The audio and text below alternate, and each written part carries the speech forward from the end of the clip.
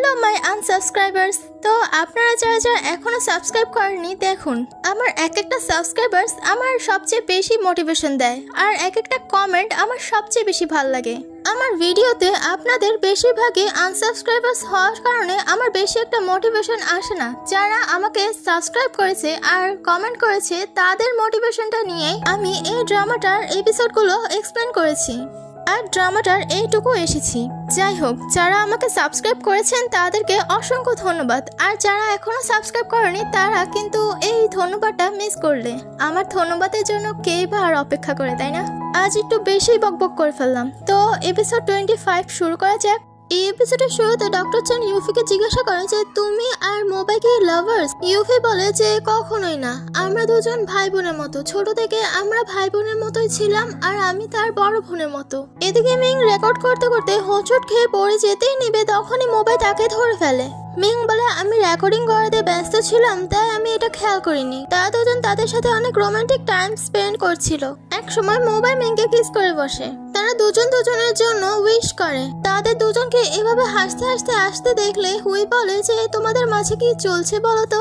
মোবাই বলে কি হবে আর, আমরা গার্লফ্রেন্ড বয়ফ্রেন্ড। আজ গ্রামে তাদের শেষ দিন বলে গ্রামের লোকেরা তাদের সবাইকে ট্রিট দেয়। মিং তো ওখানে অনেক ড্রিঙ্ক করে ফেলে আর ড্রাঙ্ক হয়ে অনেক মজা করে। ড্রাঙ্ক অবস্থায় মিং মোবাইকে খুশি মেরে বসে। তার সবাই হাসতে লাগে। সমুদ্রের পাড়ে গিয়ে তারা দুজন অনেক মজা করে আর অনেক বক বক করছিল ড্রাঙ্ক অবস্থায়। মোবাই তাদের দুজনকে সামলায়, আর হুইচেও সবচেয়ে বেশি মিং এ ড্রিঙ্ক করেছে। মজা মস্তি করতে করতে মিং এর জ্বর চলে গিয়েছে। মিং এদের টিম যাওয়ার সময় তাদেরকে গ্রামবাসীরা অনেকগুলো মাছ ধরে দেয়। তারা যেন সুন্দর মতো পৌঁছাতে পারে তার জন্য গ্রামবাসীরা একটি ফ্রিতে বোট দেয়, যে বোটে চড়ে তারা গ্রাম থেকে চলে যাবে।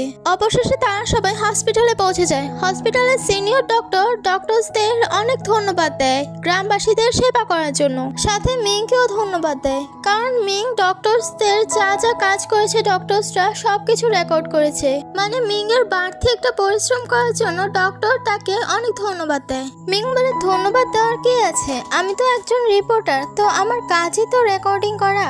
সিনিয়র ডক্টর মোবাইকেও কংগ্রেচ করে বলে যে তোমার ফার্স্ট ডেলিভারি সাকসেসফুল হওয়ার কারণে কংগ্রেচুলেশন। এর পরের দিন সকালে মিং ঘুম থেকে উঠে ওই মোমেন্টগুলোর কথাই মনে করছে। এতে বোঝা যায় যে মিং মোবাইকে কতটা মিস করছে। মিং কি একাই মোবাইকে মিস করছে নাকি মোবাইও মিংকে অনেক মিস করছে? তখনই মিং মোবাইকে কল করে বসে, আর মিং মোবাইকে বলে যে আমরা কি দেখা করতে পারি আজ? মোবাইও মিং এর কথাই বলে যে হ্যাঁ, আমিও এটাই চেয়েছিলাম, আমরা কি রাতে দেখা করতে পারি?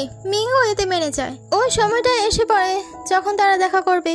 মিং তো এতে অনেক খুশি, কারণ মিং আর মোবাইল যে রিলেশনশিপে এসে পড়েছে আবারও। তখনই মোবাইল মিংকে কিস করে। তারা দুজন দুজনের সাথে অনেক সুন্দর মুহূর্ত কাটায়। মিং তার বাড়ি ফেরার সময় ইউফিকে দেখতে পায়। ইউফি বলে যে চলো, আমি তোমাকে ট্রিট দিব, তুমি আমার বাড়ি চলো। ইউফি আর ইউফির হাজবেন্ডের সাথে যা যা হয়েছে সবকিছু মিংকে খুলে বলে। মিংকে বলে যে তোমাকে আজ অনেক হ্যাপি দেখাচ্ছে, তোমাদের কি প্যাচআপ হয়ে গিয়েছে নাকি? এই শুনে মিং একটু লজ্জা পেতে লাগে। তারা দুজন অনেক কথা বলে, অনেক এনজয় করে আর অনেক ড্রিঙ্ক করে। সকালে মোবাইল যখন তার বাবার সাথে নাস্তা করছিল তখন তার বাবা জিজ্ঞাসা করে যে তোমার বার্থডে তো সামনেই, তাই না? মোবাইল বলে আর 3 দিন আছে। তার বাবা তাকে জিজ্ঞাসা করে যে তোমার কি কিছু লাগবে?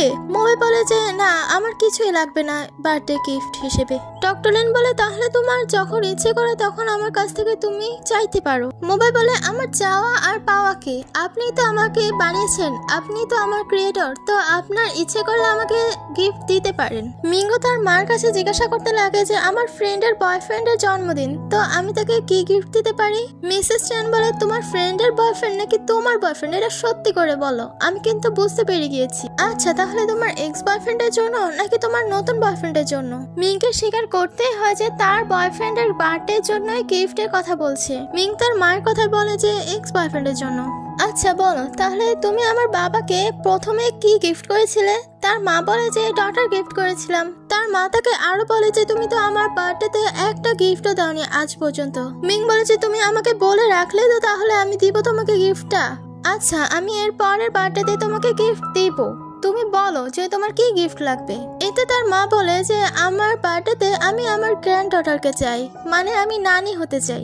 মিং যখন তার ডেস্কে কাজ করছিল তখন তার ফ্রেন্ড লু এসে বলে যে আমাদের একজনের ইন্টারভিউ নিতে হবে তার বাসায় গিয়ে। তার বাসায় একটা রোবট আছে। মিং ওই লোকটির বাসা যায়। সে লোকটির বাসায় চারপাশে শুধু রোবট আর রোবট সাজানো।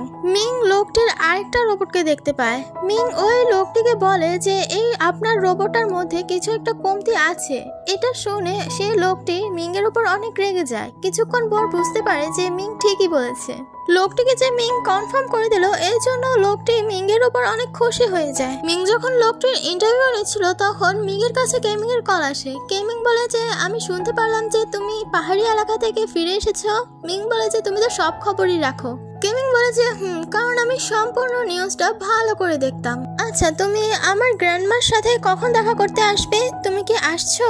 ইন্টারভিউ শেষে মিং কেমিং এর গ্র্যান্ডমার সাথে দেখা করতে চায়। মিং কেমিং এর গ্র্যান্ডমাকে সবকিছু খুলে বলে যে ওই পাহাড়ি এলাকায় কি কি হয়েছে, কি কি করেছে, আর মোবাইল ওই লেডিটির বাচ্চাটিকে ডেলিভারি করেছে। একেবারে সবকিছু বিস্তারিত খুলে বলে। কেমিং বলে যে তোমাকে দেখলে আমার গ্র্যান্ডমা সব সময় হ্যাপি থাকে। মিং বলে যে কেন আমাকে দেখলে গ্র্যান্ডমা এত হ্যাপি হয়ে যায় আমি জানি। তুমি তোমার গ্র্যান্ডমাকে কখনো সময় দাও না, তুমি তোমার গ্র্যান্ডমার সাথে টাইম স্পেন্ড করো না। তখন গ্র্যান্ডমাই বলতে লাগে যে কোনো একটা কাজে ধ্যান দেয় না পড়ায় ধ্যান দেয়। তিনি ভুলে গিয়েছেন যে তার নাতি এখন বড় হয়ে গিয়েছে। মিংকে বলতে লাগে যে তুমি তোমার ক্লাসমেটকে বোঝাও যে পড়ালেখায় টপার হতে হবে সব সময়। এই শুনে তারা সবাই হাসতে লাগে ওখানে। এরপর তারা তিনজন খাবার খেতে বসে। খাবার শেষে গ্র্যান্ডমা যখন ঘুমিয়ে পড়েছিল তখন মিং তার ছবিগুলো দেখছিল। কেমিং বলে যে কালকে গ্র্যান্ডমার কিছু পুরনো ফ্রেন্ডরা এসেছিল। গ্র্যান্ডমা মাঝে মাঝে তাদের চিনতে পারে কিন্তু কখনো কখনো তাদের ভুলে যায়। গ্র্যান্ডমা যখন ইয়াং ছিল ওই ছবিটা মিং হাতে নিয়ে বলে যে তোমার গ্র্যান্ডমা তো অনেক সুন্দর দেখতে ছিল, তুমি একটা কাজ করতে পারো, তোমার গ্র্যান্ডমার জন্য একটা শো রাখতে পারো, যে শোতে তোমার গ্র্যান্ডমার জন্য তৈরি করা জুয়েলারিস গুলো সে পরবে আর গ্র্যান্ডমার ছবিগুলো তুমি সাজিয়ে রাখবে আর মানুষরা এসে তা দেখবে।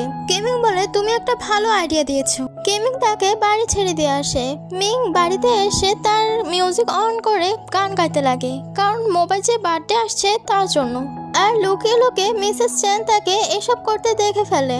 মিসেস চ্যান তার মেয়েকে খুশি দেখে নিজেও হ্যাপি হয়ে যায়। এদিকে আমরা মোবাইলকে একটা শুনশান জায়গায় দেখতে পাই যেখানে কোনো লাইট ছিল না। আসলে এগুলো সারপ্রাইজ পার্টি করতে রেখেছিল মোবাইলকে সারপ্রাইজ করার জন্য। মোবাইল ছোট্ট হতে গ্রাজুয়েশন পর্যন্ত সবগুলো ছবি একত্রে করে সারপ্রাইজ করে। ওই পার্টিতে মিং হুবহু তারই মতো দেখতে একটি রোবট তৈরি করে আনে মোবাইলকে গিফট করার জন্য। মোবাইলকে মিং জিজ্ঞাসা করে যে তোমার কি এটা পছন্দ হয়েছে? আমি এটার জন্য অনেক পরিশ্রম করেছি আর অনেক কষ্ট করেছি। মোবাইল বলে যে না, আমার ওটা পছন্দ হয়নি, আমার তোমাকেই শুধু পছন্দ। এটা বলে সবার সামনে হাক করে মিংকে। এদিকে ডক্টর লেন মোবাইলের জন্য অনেক অপেক্ষা করছিল। মোবাইলও সময় মতো এসে পড়ে। যখন মোবাইল ঘরে ফিরে তখন তার বাবা তাকে বার্থডে উইশ করে। দেখা যায় টেবিলের উপর আরো 3টি কেক বানিয়ে রেখেছিল তার বাবা। কেকগুলোর সামনে ডক্টর লেন দাঁড়িয়ে বলে যে যখন তুমি আমাকে প্রথমবার বাবা বলে ডেকেছিলে তখন আমার অনেক খুশি হয়েছিল, কিন্তু আমি তোমার বার্থডেটা সেলিব্রেশন করতে পারিনি। আর যখন তোমার 7 বছর আর 16 বছর তখন আমি তোমার বার্থডে গুলো সেলিব্রেশন করতে পারিনি। দুঃখজনক বিষয় হলো আমার অনেক কাজ ছিল। সায়েন্স নিয়ে আমি সবসময় ঘাটাঘাটি করতাম আর সবসময় রাগান্বিত হয়ে থাকতাম। তাই সেই দিনগুলো সেলিব্রেশন করার জন্য আজ সবগুলো কেক বানিয়েছি তোমার জন্য। আর আজকে সেই বড় কেকটা হাতে নিয়ে ডক্টর লেন তার ছেলেকে উইশ করে। মোবাইল বলে যে তুমি আমাকে সময় দিতে পারো না তো কি হয়েছে, এখন তো তুমি আমাকে সময় দিচ্ছ, তাহলে এখন আর কিসের পুরনো কথা বলে লাভ নেই, এখনো আমি আপনাকে ভালোবাসি। এটা বলে মোবাইল তার বাবাকে হাগ করে। এর পরের দিন মোবাইল তার হসপিটালে রেগুলার চেক আপ করা স্টার্ট করে দেয়। এদিকে মিং বারবার তার আর মোবাইল হাগিংটাই দেখছে বারবার। মোবাইল হসপিটাল থেকে ফিরে এসে মিং এর দেওয়া ভিডিও মেসেজটা দেখতে লাগে। তখনই তার বাবা তার রুমে নক করে, কিন্তু তখন তার কানে হেডফোন থাকার কারণে তার বাবার উপস্থিতি বুঝতে পারে না। মোবাইলও সেই ভিডিওটাই দেখছিল যখন মোবাইল আর মিং তারা হাগিং করেছিল। এই হাগটা আবার তার বাবা দেখে ফেলে। ডক্টর লেনের আর বুঝতে বাকি থাকে না যে মোবাইল এখন ডেটিং করছে, তাই জন্য মোবাইল তার কিছু কিছু মেমোরিজ লক করে রেখেছে। ডক্টর লেন এই লকটা খুলতে চাইলে ফেল হয়। এরপর মোবাই আর মিং তারা দুজন আবারও সেই জায়গায় দেখা করে যেখানে তারা কফি খেত। তারা দুজন তাদের সাথে অনেক কথা বলে আর তারা দুজন ওখানে সেলফি তোলে। এদিকে ডক্টর লিন মিং এর ব্যাপারে সার্চ করতে লাগে। ডক্টর লিন এই কথাটা নিয়ে দুশ্চিন্তায় পড়ে যে তার ছেলে তো একজন রোবট, তাহলে মিং এর কি হবে। সিইও সেক্রেটারি মিং এর মা মিসেস চ্যান, আর মিসেস চ্যান হলো ডক্টর লিনের বস। ডক্টর লিন এসে মিং যেখানে থাকে সেই অ্যাড্রেসটা মিসেস চ্যানের গাড়িতে দেখলে সে অ্যাড্রেসটা নোট করতে লাগে। আর ডক্টর লিন মিসেস চ্যানকে জিজ্ঞাসা করতে লাগে যে এরকম দেখতে একটি মেয়ে আপনার ওই অ্যাড্রেসে থাকে, আপনি কি তাকে চিনতে পারেন। মিসেস চ্যান তো চিনতেই পেরে যায় যে এটা তারই মেয়ে। কিছুক্ষণ পর ডক্টর লিন বুঝতে পারে যে এটা আমি কাকে দেখালাম, এটা তো আমার বসের মেয়ে। মিসেস চ্যান ডক্টর লিনকে জিজ্ঞাসা করে যে আপনার কাছে আমার মেয়ের ছবি কি করছে। যা হবার হয়ে গিয়েছে। এবার তো ডক্টর লিন পালাতে লাগে। ডক্টর লিন জানে প্রাণে তার দরজাটা মারতে যাবে, তখনই ডক্টর লিনের বস এসে হাজির। দীর্ঘ 1 ঘন্টা তাদের লড়াই চলতেই লাগে। মিসেস চ্যান কোনো রকমে ডক্টর লিনের ঘরে ঢুকেই পড়ে।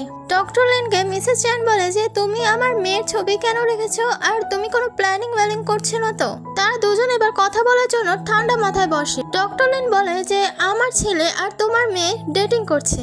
মিসেস চ্যান এই ব্যাপারটা জেনে অনেক খুশি হয়ে যায়। মিসেস চ্যান বলে তাহলে তো ভালোই, আপনার ছেলে তো অনেক ইন্টেলিজেন্ট তাই না। কিন্তু ডক্টর লিন এই ব্যাপারটা মানতে মোটেও রাজি না। ডক্টর লিন বলে যে আমরা একটা কাজ করি, তাদের মাঝে ব্রেকআপ করিয়ে দেই। মিসেস চ্যান আবার এই কথাটা মানতে রাজি না। মিসেস চ্যান বলে যে আমি আমার মেয়েকে দুঃখী দেখতে রাজি না। এটা বলে ডক্টর লিনের বাড়ি থেকে চলে যায়। মিং যখন তার মার কাছে ঘরে ফিরে তখন তার মা তাকে জিজ্ঞাসা করে যে তোমার বয়ফ্রেন্ডের নাম মোবাই তাই না। মিং বলে যে তুমি কি আমার পিছনে স্পাই রেখেছো নাকি। মিসেস চ্যান বলে লুকিয়ে লাভ নেই, আমি তোমার বয়ফ্রেন্ডের সম্পর্কে সব জেনে ফেলেছি, আর তুমি আমাকে ভালোবাসো না হয়তো তাই না, তাই জন্যই তো তোমার বয়ফ্রেন্ডকে তুমি আমাকে দেখা করিয়ে দিচ্ছ না। মিং তো এইটা জেনে খুশি হয় যে তার বয়ফ্রেন্ডকে তার মা মেনে নিয়েছে। মিং খুশি খুশি তার মাকে বলে যে তুমি চিন্তা করো না, তোমাকে আমি আমার বয়ফ্রেন্ডের সাথে দেখা করিয়ে দেব, তাকে আমি এখনই কল করছি আর সে এখানে এসে খাবার খেয়ে যাবে। মিং তো এইটা জেনে সবচেয়ে বেশি খুশি হয় যে তার মা তাকে কতটা সাপোর্ট করছে। এর মাঝে এপিসোড 25 শেষ হয়। Like, comment, share. তো বাই।